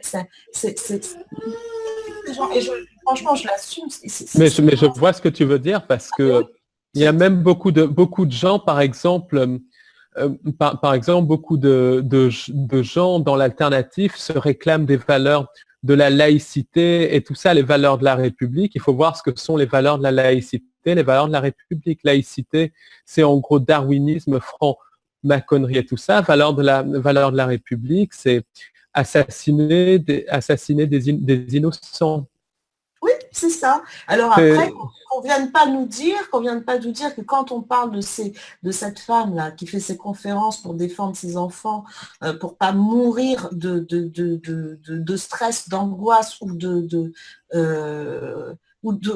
d'indifférence, parce qu'on peut mourir d'indifférence face à une société qui reconnaît pas que ce sont des victimes, qui les traite comme je trouve même pas le nom en fait, tu vois, comme des pourcentages de, comment je pourrais dire ça, des pourcentages, tu vois, le truc quand on dit que c'est un effet, c'est pas un effet indésirable, mais on le pèse dans la balance comme quelque chose qui est un peu, je trouve pas le terme, ça m'échappe.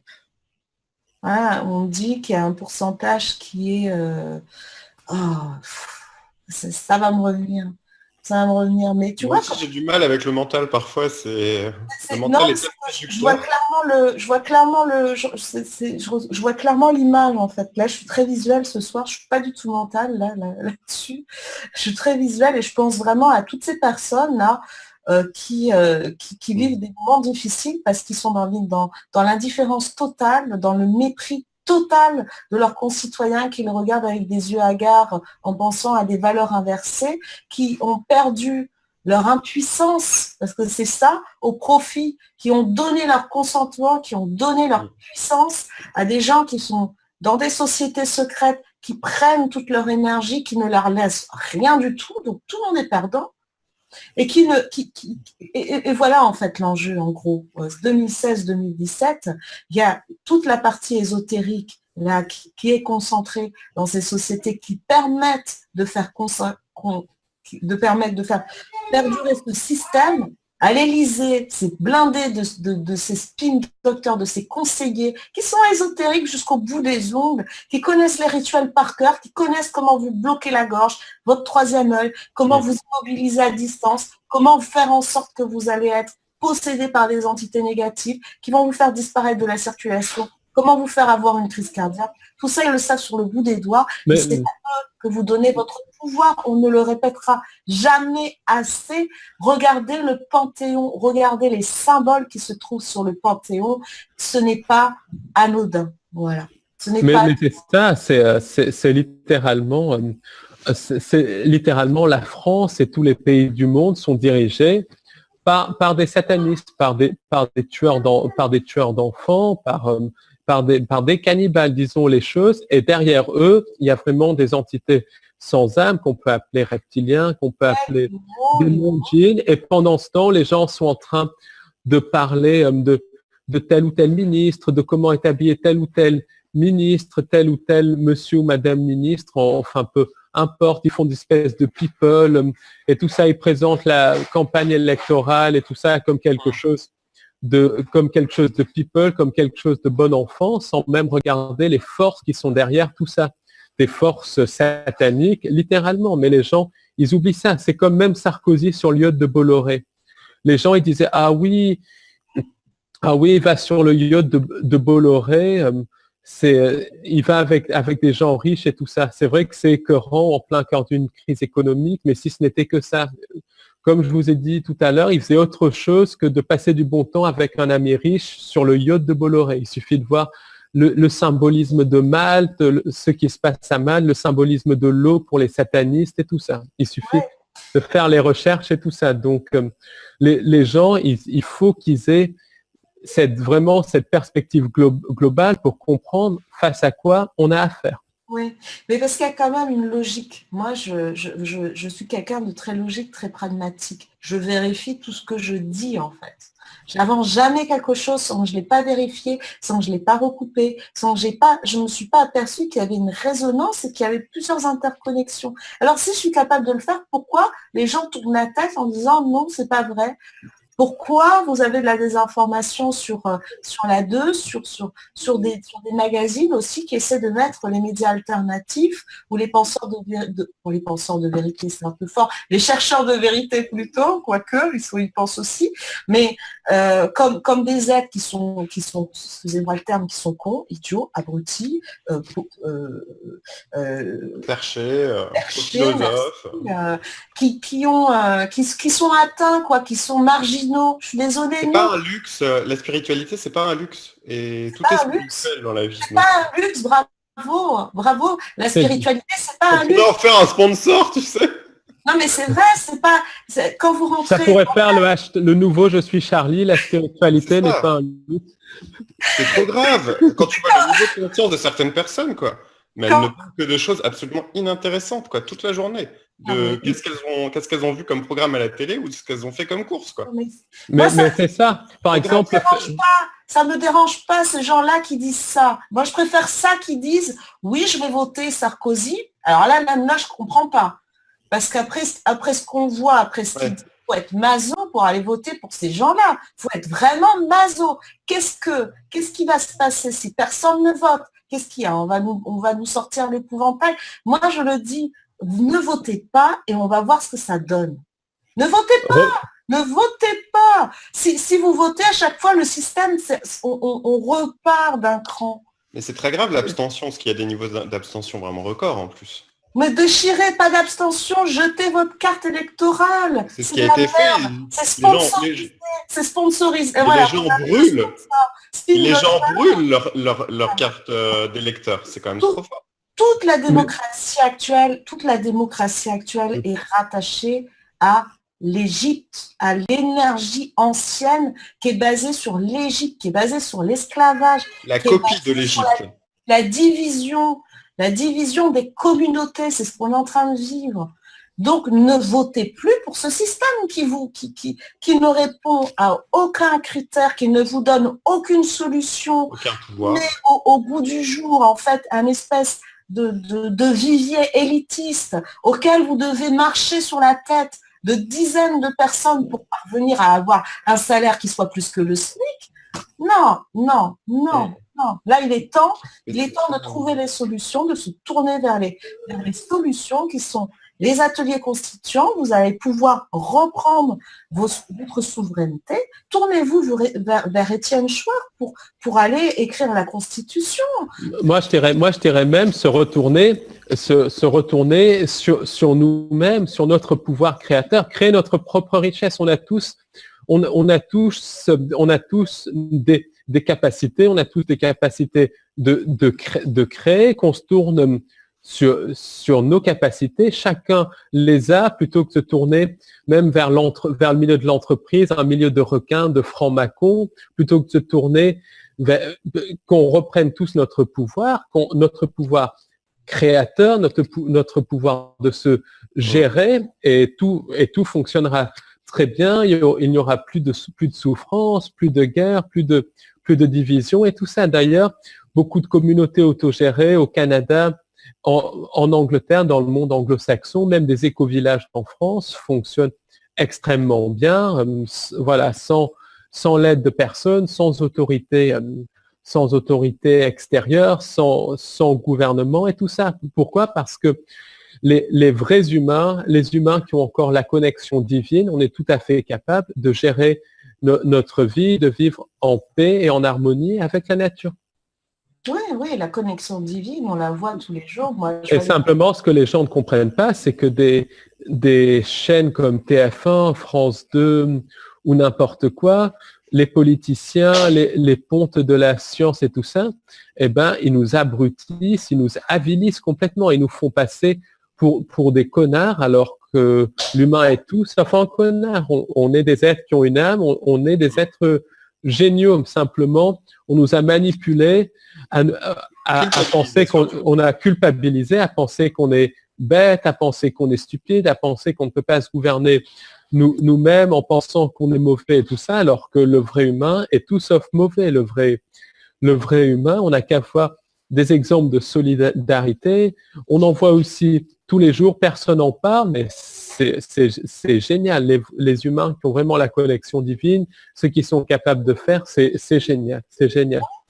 Des personnes comme j'ai reçu dans les pionniers du Nouveau Monde, une personne comme Gilles Andrieux qui est sorti du système conventionnel de la coiffure pour rêver, pour imaginer une branche qui s'appelle la trichothérapie, qui est respectueuse à la fois du cheveu, qui permet de réoxygéner le cheveu, qui permet que le coiffeur, qui est parfois un peu, faut le dire, dans les salons de coiffure, c'est très difficile d'être coiffeur, puisse retrouver une intégrité, une qualité de vie. Eh bien, Gilles Andrieux, je lui ai dit d'ailleurs, elle le sait, elle a créé un modèle qui était éthique de développement où elle fait participer d'autres personnes autour de son projet. Il y a beaucoup de gens qui ont ces valeurs d'intégrité comme valeur commune de vie ensemble, dans le vivre ensemble. C'est certainement pas autour de valeurs inversées qui sont la corruption, le sexe, une forme de dépravation. En plus, on va s'en prendre aux plus faibles, les enfants, et puis on pense le sexe faible, les femmes. Non, les valeurs inversées, il faut vraiment y remédier. Là, quand je vois ça, c'est pas possible. Les valeurs inversées, c'est plus possible. On descend dans l'entonnoir encore plus. Jusqu'où on va aller au fond de l'entonnoir. Chacun décide après aussi, quelque part. Maintenant, on a le choix. Oui, mais on décide aussi, par exemple, je te prie de m'excuser Théo, j'ai rebondi un peu rapidement sur ta phrase, mais on décide aussi de rebondir, par exemple, sur des réseaux sociaux où on va encourager tel système, où on glande rien, textuellement, c'est ça. Mais c'est ça qui est intéressant aussi, c'est de voir que finalement, ça arrange bien certaines personnes de continuer, en fait, finalement, à d'évoluer, parce que c'est vraiment ça. C'est la dévolution. Je mets mon énergie dans un endroit et j'ai le choix en fait de le faire. C'est-à-dire qu'une personne qui décide d'aller sur le chemin de la lumière, ça n'a rien de mystique, c'est complètement concret. C'est-à-dire que la lumière, c'est de l'information. Donc c'est-à-dire qu'on va aller vers quelque chose qui nous élève, qui élève notre conscience. On repart sur notre verticalité. Tandis que d'être dans une espèce de système où on se perd, où on met notre énergie, on disperse notre énergie n'importe où, et les choses deviennent, on se prend que des tuiles. Enfin, c'est aussi ça, la fausse création, c'est tout ce qui n'est pas fluide, c'est tout ce qui est lourd et épuisant, en fait. On s'épuise avec un système comme ça. C'est tout ce qui fatigue. C'est un système qui conduit vers la mort de toute façon. C'est un système qui conduit vers la mort du corps, la mort de l'âme. Oui, et j'en reviens, voilà, il y a une recrudescence de la citation de Gandhi, soyez le changement que vous voulez voir dans ce monde. Mais c'est ça, mais est-ce que vous voulez un changement qui il n'y a pas d'ordre de valeur, on est d'accord. C'est-à-dire que si vous ne construisez pas un éco-village en Afrique, vous n'êtes pas quelqu'un de bien. Non, chacun peut créer des petites actions à son niveau. Mais est-ce que vous voulez voir un changement comment? Un changement réel ou un changement, en fait, un petit changement? Déjà, moi, j'ai envie de... Je répondrai, Gandhi, quand même, Gandhi, alors, je sais pas les traits de sa vie profonde, quelles étaient vraiment ses connexions, parce que je pense qu'il n'avait pas fait des connexions qui étaient cool. Mais dans son être, il y avait une réelle volonté de s'affranchir. Oui, c'est vrai. Il n'a pas été de main morte. Gandhi, il ne s'est pas levé un matin en disant je vais embrasser mon voisin. Il a dit est-ce que je ne pourrais pas faire qu'un milliard d'individus s'embrassent? Donc maintenant, je pense qu'il est temps aussi de voir grand. Est-ce que chacun peut voir un peu plus grand, quoi, de remonter un peu le niveau de ses prérogatives? Il y a aussi quelque chose qui est très très mauvais, c'est le choix du moindre mal. Et ça, on l'a vu beaucoup.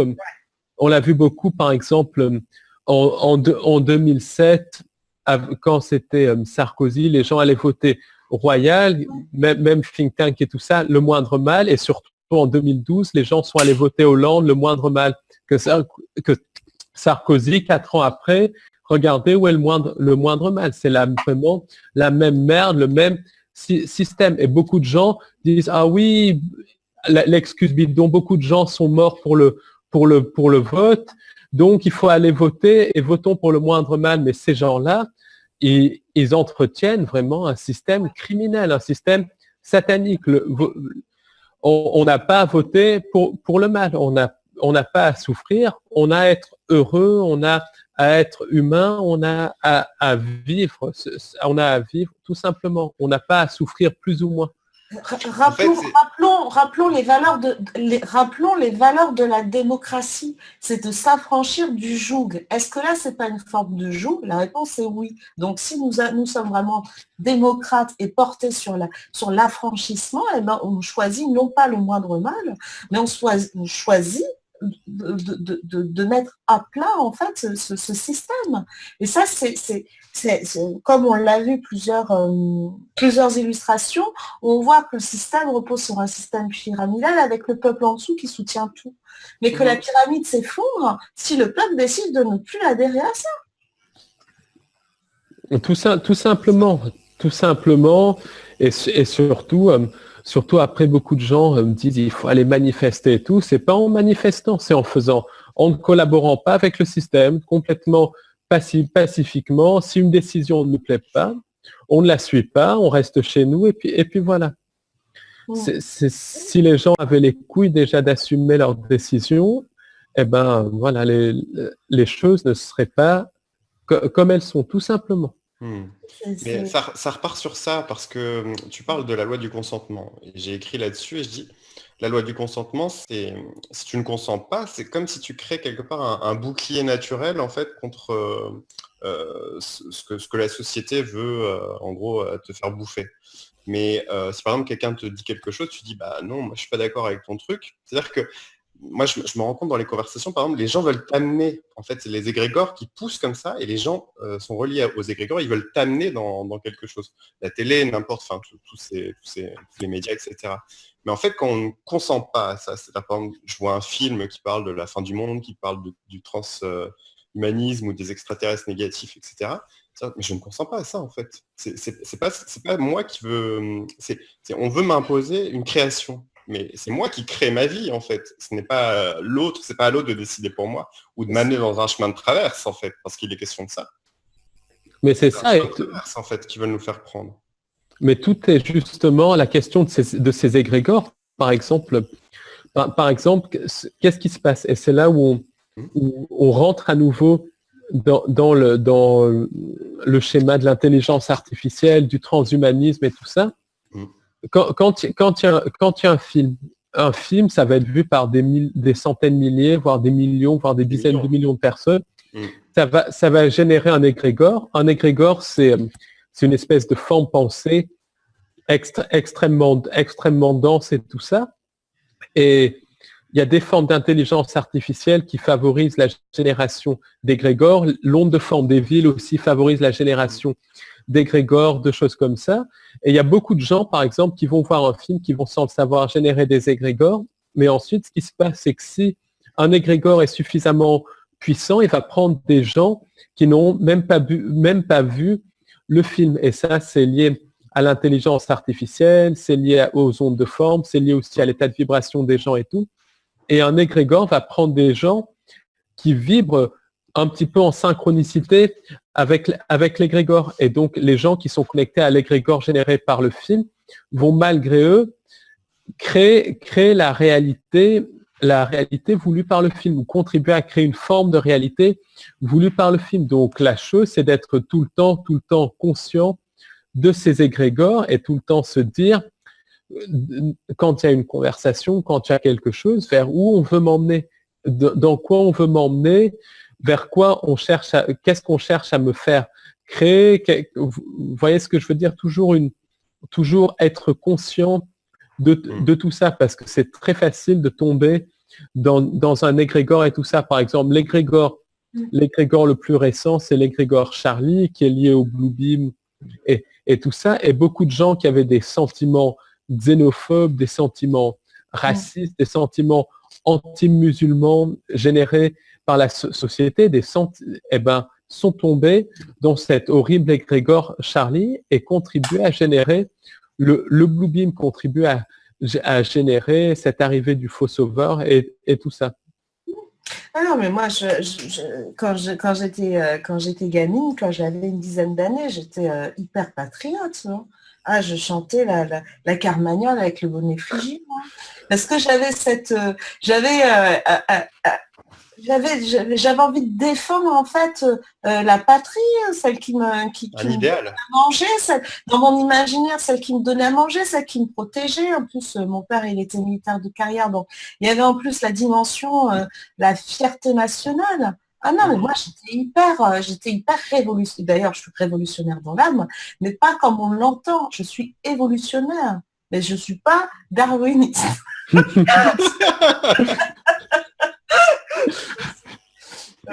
C'est carrément pas quoi. L'homme descend du singe. C'est tellement affreux. C'est tellement bébête quoi, comme voilà, c'est ça. Et il montre ça aux gosses et tout ça dans les livres d'école et tout ça. C'est présenté comme un fait accompli, alors que la théorie de l'évolution, c'est vraiment qu'une théorie. Et là, pour le coup, c'est bien une théorie. Une théorie fumeuse en plus. Ah oui. Alors, bon, on va pas s'étendre sur Darwin, mais franchement, c'est vrai que c'est bébête et pour y croire encore qu'on ressemble à un singe. Non, il y a même, j'ai reçu Hugo qui a fait un master en biologie, donc il connaît un peu son sujet, qui a préparé une thèse aussi, une première année de thèse, qui nous a dit non, il y a 2 branches. Il y avait 2 branches bien distinctes. L'homme ne descend pas du singe. Ça, c'est une manière, en fait, de nous considérer, de nous cataloguer encore dans l'impuissance. Vous voyez, le cerveau limité, la boîte crânienne qui n'a pas encore développé, puis ça fait que quelques dizaines de milliers d'années que l'homme a un peu évolué. Coucou! Tu dis bonjour, Margaret. Coucou, Margaret! C'est Margaret? C'est ça. Toute la famille. Tu dis bonjour à Amira. C'est Amira et Théo. Génial. Bonjour Théo. Salut. Ben oui, et puis on embrasse aussi Léna, ta compagne. Qui participe d'ailleurs aux recherches avec moi, qui elle se spécialise essentiellement dans les recherches sur les extraterrestres, dans les recherches sur la politique aussi et tout ça. Donc voilà, qui m'aide vraiment et qui fait même un gros morceau de nos conférences. Ah oui, un gros bisou à Léna qui travaille beaucoup. On la salue. Merci. Eh ben, je lui transmets. Elle va nous voir aussi. Vous êtes 2 fois. Et en tout cas, oui, j'espère que ce tour du monde, Paul, va déjà... Ce tour de France déjà. Je te mets Bientôt l'international. Il y a déjà tellement de choses à faire en France, tellement... voilà. C'est la dimension que tu prends, Paul, quoi, parce que là, c'est vrai que c'est important, en fait, aussi. Mais quand on comprend de manière globale ce qui se passe au niveau planétaire, c'est ça, on a envie aussi d'aller voir tous les francophones. Il y a le Canada, il y a le Québec, hein. Oh là là, les amis du Québec qui sont... Ils sont actifs aussi. Très ouverts d'ailleurs, parce qu'au Québec, Québec, beaucoup de gens travaillent sur les mêmes sujets que nous, mais il y a beaucoup plus d'ouverture d'esprit, beaucoup plus de gens qui font des recherches là-dessus. C'est beaucoup plus libre de parler de tout ça et tout. Donc ça commence à bouger au Québec. En France, ça bouge moins, mais ça commence quand même à bouger. On commence à parler de plus en plus via la boutique avec des gens. On sent qu'il y a quand même une ouverture, que les gens commencent à comprendre de plus en plus ce qui se passe et tout. Il y a une volonté de comprendre, une volonté vraiment d'agir. Donc c'est vraiment génial et c'est vraiment le moment. Donc il faut que ça continue.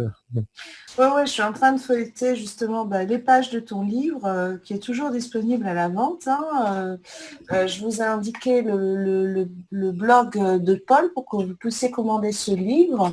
Le plan secret du diable, la présence reptilienne, le projet Bluebeam, les nouvelles vibrations et la mise en place du nouvel ordre mondial, qui a été d'ailleurs cité par plusieurs hommes politiques dans leur discours. On pense au Bush, mais à Hollande, à Sarkozy aussi, qui ont cité l'arrivée du nouvel ordre mondial.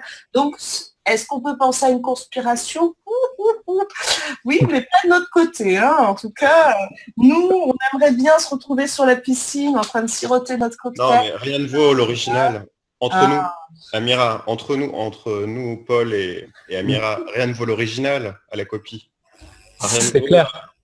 Je veux dire, comment est-ce qu'on peut penser qu'une copie peut être aussi magnifique que l'original?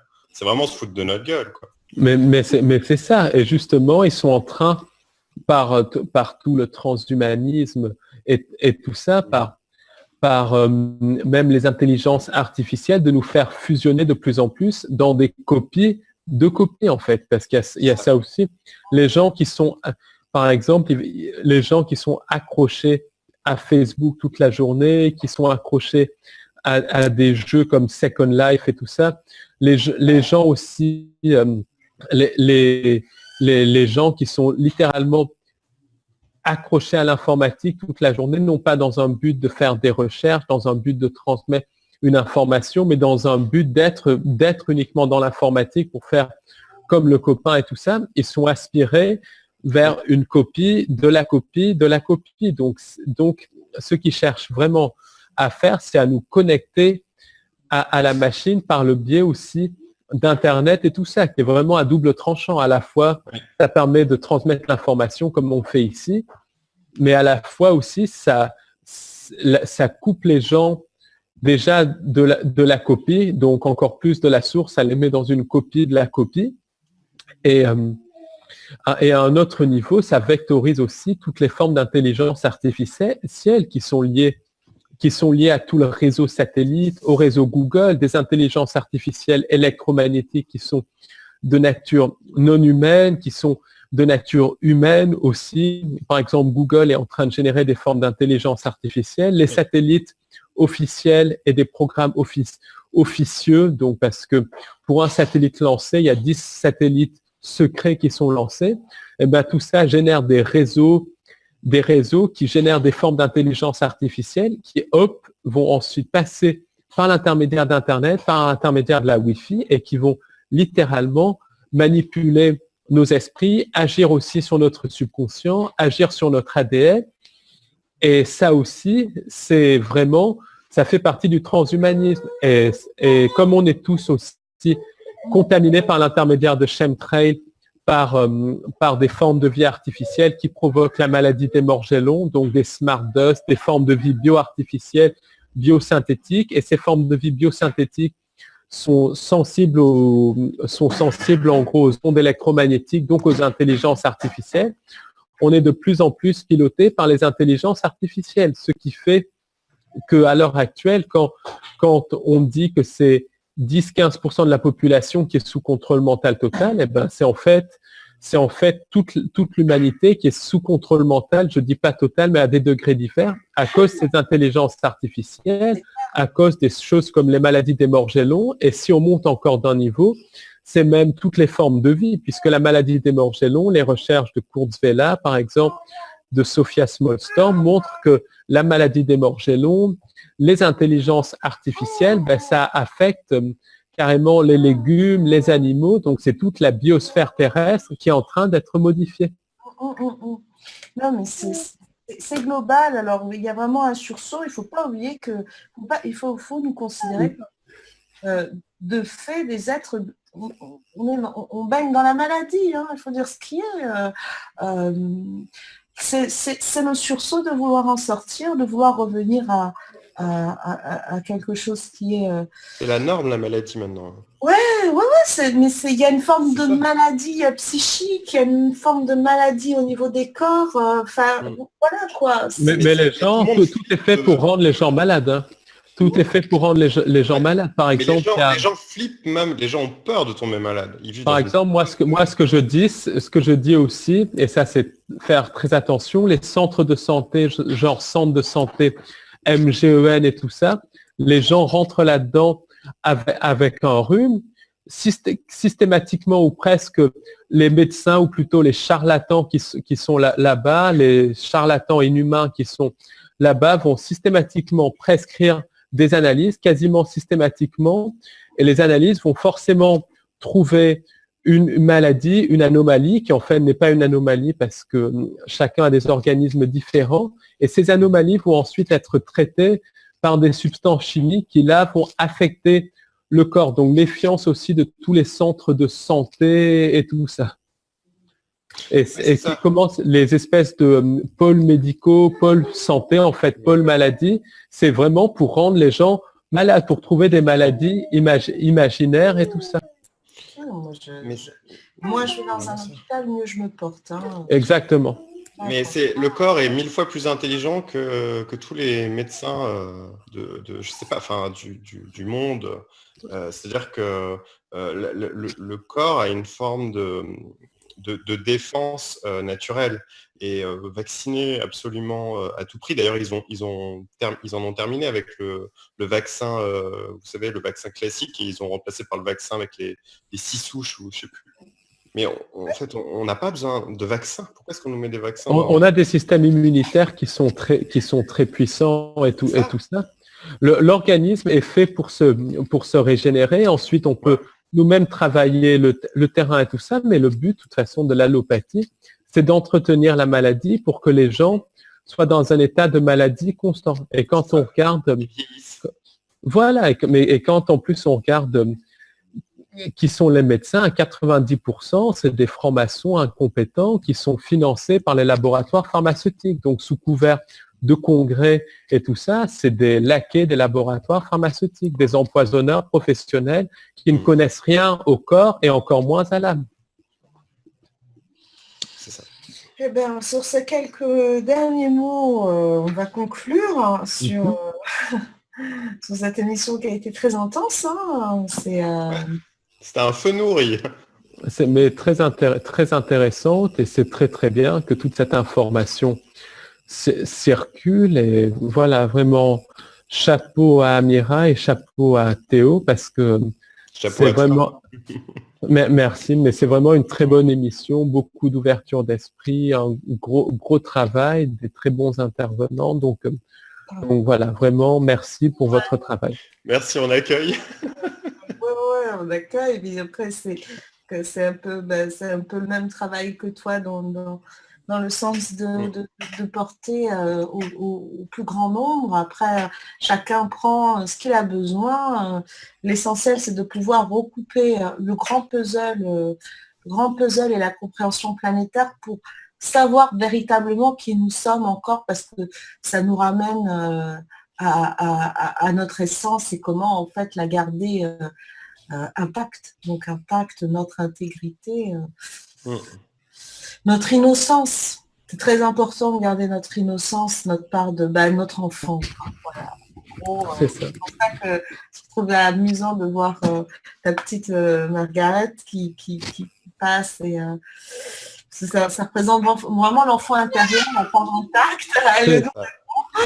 C'est ça. Et les enfants qui ont encore la perception de l'invisible, qui sont pas encore formatés par toutes les manipulations du système et tout ça, parce que c'est au fil du temps qu'on perd cet enfant intérieur par l'intermédiaire des manipulations, déjà de la famille, ensuite du système éducatif, du système universitaire, des médias et tout ça. Donc c'est du contrôle mental aussi. Donc voilà, c'est vraiment aussi garder notre âme d'enfant et notre âme créatrice et tout ça, qui est aussi détruite par le système. Merci en tout cas, Paul, d'avoir participé à cette émission. On se dit alors à la prochaine pour un autre sujet. Eh bien, très bientôt, Amira. Merci. Et à très bientôt, Théo. Merci infiniment. Merci pour ton intégrité et tout le travail que tu fais depuis de nombreuses années, parce que j'imagine que ça a dû être complexe et tu gardes cette force en fait intérieure de continuer à avancer, quoi. Et on a besoin de personnes comme toi, quoi. Donc merci d'être ce que tu es, quoi. Eh ben, merci à vous. Merci à vous de votre ouverture d'esprit et de votre gentillesse. Merci aussi à notre public d'avoir regardé cette émission. On vous retrouve pour le replay et pour une nouvelle émission la semaine prochaine des Pionniers du Nouveau Monde, qui est dédiée à la 3e partie sur le panthéon égyptien. On fait voler en éclats toutes les croyances. La déesse Isis, telle qu'on la voit actuellement. Voilà, on parle de ce que est véritablement l'histoire de la déesse Isis avant qu'elle puisse être récupérée pour nourrir, puisqu'on la voit comme une déesse laitière, toute et inondée de son lait sacré, toutes les formes de sociétés secrètes. Voilà, passez un bon week-end en tout cas. On est déjà mercredi, le week-end, la fin de semaine va arriver rapidement. Prenez soin de vous, moi je vois le week-end. C'est pas mal, hein. On est bientôt le week-end. C'est clair. Et prenez soin de vous. On vous retrouve pour de nouvelles aventures. Au revoir, bonne soirée. Bonne Ciao, soirée. tout le monde. Au revoir. Bonne soirée. Thank you for tuning into CCN. This unique network is dedicated to free and independent media. CCN was created with the belief that information is the common heritage of all beings, which is why our live stream high-definition broadcast is easily accessible and free to view. If we want to change the world, we must first change the media. Having produced over 1,000 shows in 2015, which are all archived on YouTube, we look forward to bringing you more groundbreaking, cutting-edge information in 2016. For more information on what is on, please check out our broadcast guide for weekly updates. CCN broadcasts in multiple languages and features some key voices of our challenging times who are all in pursuit of a free, fair, just, sustainable world. CCN belongs to you, the people, and it is up to you all to keep this network on the air. Please contribute to the Network Support Fund or visit the CCN shop. We thank you all for supporting free and independent media.